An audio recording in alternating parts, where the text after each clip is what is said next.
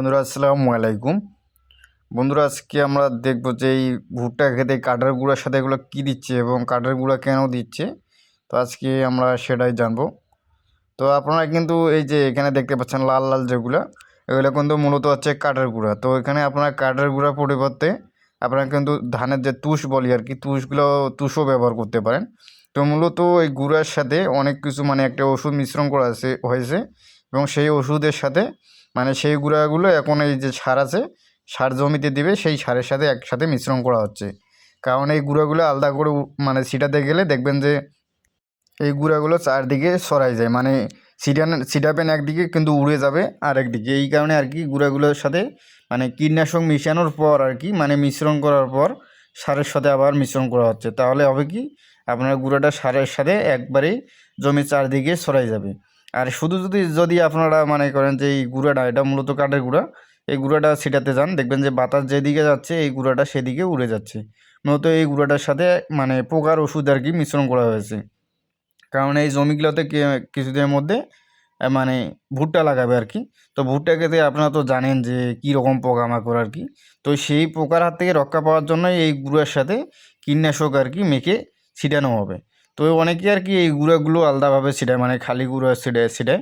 তো সেক্ষেত্রে কিন্তু একটা সমস্যা হয়, দেখবেন যে বাতাস যেদিকে যাচ্ছে তো সেদিকে এই গুঁড়াগুলো উড়ে যায়।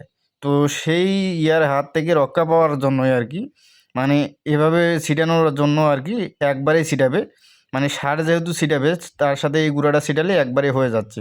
তো সেই ক্ষেত্রে এবং বাতাসের হাত থেকে রক্ষা পাওয়ার জন্য আর কি এই গুঁড়াটার সাথে ওষুধ মেশানো হচ্ছে। এই যে দেখেন ওষুধটা, এখানে কিন্তু পানি সহ এই গুঁড়াটাকে একটু ভিজায় নিতে হবে। পানি দিয়ে ভিজিয়ে নেওয়ার পর ওষুধ দিয়ে একসাথে মাখবে আর কি। একবারে মিশ্রণ করার পর এই গুঁড়োটা আগে মাখবে। এই গুঁড়োটা তারপর কিন্তু আপনার সারের সাথে একসাথে মাখা হবে। তো এই যে দেখেন কীভাবে গুঁড়াগুলো মাখতেছে, এখানে কিন্তু ওষুধ আছে, দেখেন কীটনাশক আর কি, পোকার ওষুধ, বিষ আর কি। এটা এটা দিলে দেওয়ার পর কিন্তু জমিতে চাষ করবে।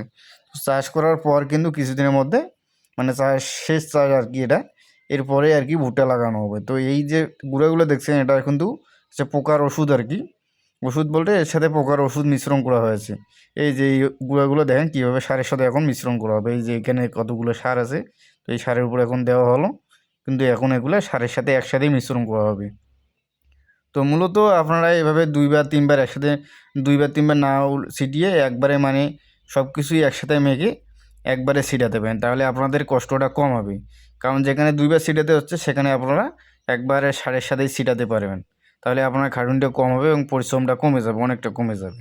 তো বন্ধুরা, আপনাদের যাদের এখনও সারের সাথে ওষুধ ছিটেন নাই, তো এই যে দেখেন কীভাবে ওষুধগুলি আগে মাখা হচ্ছে, এখন পানি দেওয়া হবে কিন্তু। এই যে দেখেন কত সুন্দরভাবে পানি দিগুলো দিয়ে একবারে গুঁড়ার পানি যাতে সংমিশ্রণ হয় ওষুধটা সহ, এভাবে একটা সুন্দরভাবে মিশ্রণ করে নেবেন, তাহলে আপনার ওষুধটা কিন্তু পরিপূর্ণভাবে কাজ করবে। আর কেউ একদিকে গুঁড়া মিশ্রণ হচ্ছে ওষুধ, কিন্তু অন্যদিকে হচ্ছে না, তাহলে কিন্তু হবে না। এই যে দেখেন কী সুন্দরভাবে ডলে ডলে একদম একবারে মিশ্রণ করে নেবেন। তো বন্ধুরা, আজকে এ পর্যন্তই। যদি ভিডিওটি ভালো লাগে অবশ্যই চ্যানেলটি সাবস্ক্রাইব করে দেবেন এবং ভিডিওতে একটি লাইক, একটু কমেন্ট করে পাশে থাকবেন। আসসালামু আলাইকুম।